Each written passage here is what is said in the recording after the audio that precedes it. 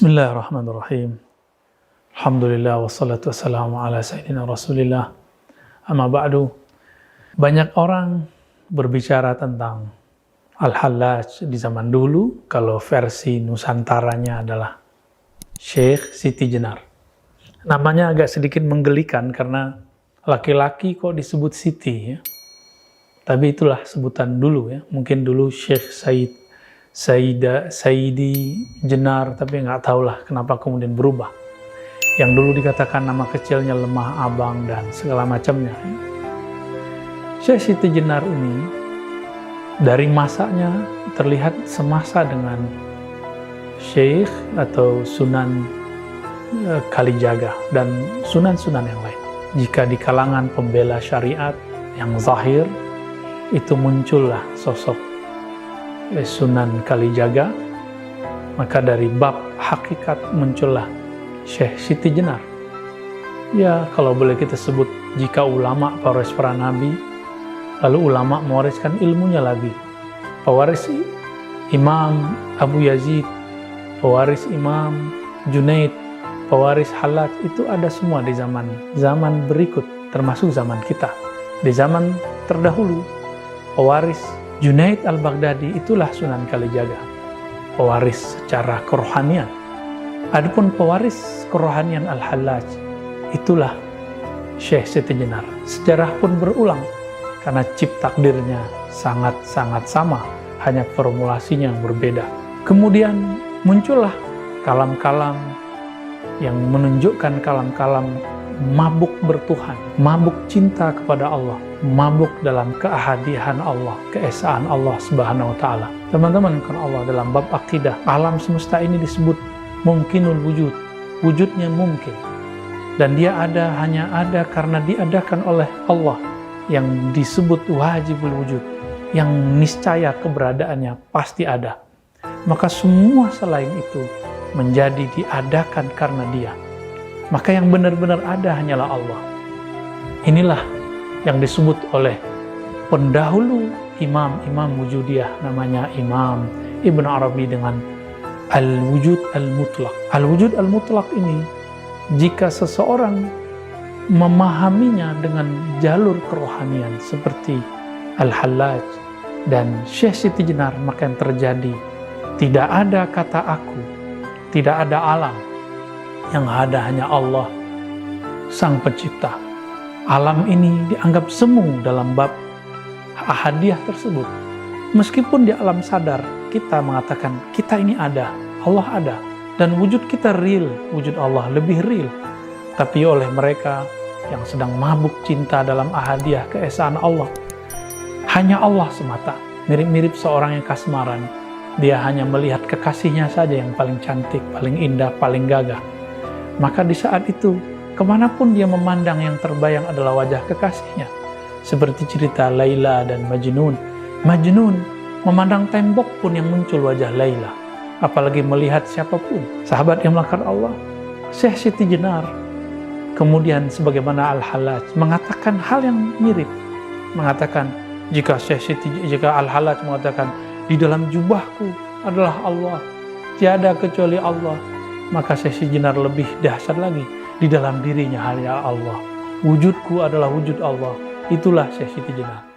Inilah cerita awal kenapa muncul satu zikir, satu wirid yang disalahgunakan oleh orang kebatinan.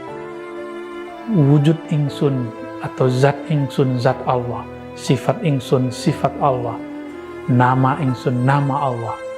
Ini kalam tidak boleh dilafazkan kecuali orang sedang mabuk. Orang mabuk tidak dikenakan hukum syariat karena dia mabuk sampai kesadaran dia kembali. Tapi beberapa orang-orang yang melanggar kaedah ini, melanggar dharma, kaedah seorang pezikir perindu kepada Allah, dia membacanya sebelum dosis itu dibolehkan kepadanya. Maka yang terjadi, muncullah kelompok wujudiyah di tahun 1400-an, 1500-an, 1600-an, 1700-an, itu kemudian terjadi pergolakan dahsyat di Nusantara. Maka muncul nanti ada Hamzah Fansuri, Syamsuddin Sumatrani, kemudian juga Nuruddin Naraniri, semuanya berbicara itu. Dan puncaknya itulah Syekh Siti Jenar. Apakah kemudian Sunan Kalijaga mengkafirkannya? Kita belum menemukan satu nas, satu teks, satu riwayat dalam kitab-kitab baik yang berbahasa Pegon ataupun bahasa yang aksaranya Hana Caraka yang sampai kepada kita bahwa Sunan Kalijaga mengkafirkannya. Tidak. Tapi seperti dulu Imam Al-Junaid mengatakan kepada Hallaj, "Wahai Hallaj, ya Aba Mansur, la yaqta'uka ila dam." Tidak ada yang bisa menghentikanmu, wahai Hallaj, kecuali hukum pancung, yaitu darah yang diteteskan. Dan itu sangat mengerikan sekali. Ajaran ini belakangan dibahasakan secara lokal, disebut dengan ahadiyah itu manunggaling. Manunggaling keesaan Allah, kesatuan Allah. Ya. Tidak ada yang bersatu, hamba tidak bersatu dengan Allah. Kenapa? Hamba dianggap tidak ada. Maka manunggaling jangan diartikan Syekh Siti Jenar bersatu dengan Allah. Kenapa? Yang wujud cuma Allah. Syekh Siti Jenar hanya bayang-bayang. Tapi orang-orang yang kemudian lancang menerjemahkan ajaran Syekh Siti Jenar kemudian mengatakan Syekh Siti Jenar mengajarkan persatuan dengan Allah. Wallahi iyyakum bihi. Syekh Siti Jenar Al-Hallaj tidak pernah mengatakan itu. Tapi mereka sedang mabuk dan mereka mengatakan hanya ada wujud tunggal. Itulah manunggaling. Kaulo Gusti, ketika mereka merasakan bahwa diri mereka tiada di hadapan Allah, seperti seorang guru tidak memandang dirinya punya derajat keilmuan di hadapan gurunya. Kenapa seorang Syekh Siti Jenar tidak boleh merasakan dirinya tiada di hadapan Ilahi? Maka teman-teman sahabat melakukan Allah, jika Imam Bukhari dulu mengatakan mastasghartu nafsi ila ala Ali Ibn al-Madini, aku tidak pernah merasa kecil, aku tidak pernah merasa lebur kecuali di hadapan Ibn al-Madini. Kenapa Syekh Siti Jenar tidak boleh mengatakan itu? Kenapa Al-Hallaj kita larang mengatakan ma fi jubbati ilallah? Kan dia sedang mabuk asik dengan kekasihnya. Kita belum sampai kepada kerinduan itu. Kenapa kita salahkan orang yang merindu? Maka sahabat-sahabat yang memuliakan Allah, mari berhusnuzan. Apa yang terjadi di zaman mereka, itu sunatullah. Secara hukum fikih, betul pelakunya harus ditanya, dieksekusi.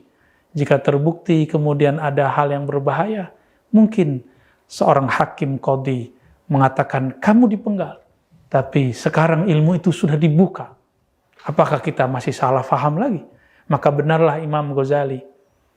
Beliau mengatakan, seandainya saya jadi hakimnya di zaman Hallaj, saya akan selamatkan Al-Hallaj. Saya akan bebaskan Al-Hallaj. Maka kami pun, jika pantas mengatakan itu, akan mengatakan yang sama. Jika di zaman itu, kami menjadi hakimnya, tentu kita akan memaklumi Al-Hallaj, memaklumi Syekh Siti Jenar. Tentu kita tidak pantas tentunya mengatakan hal itu, hanya Allah lah yang memantaskan kita. Wassalamualaikum warahmatullahi wabarakatuh.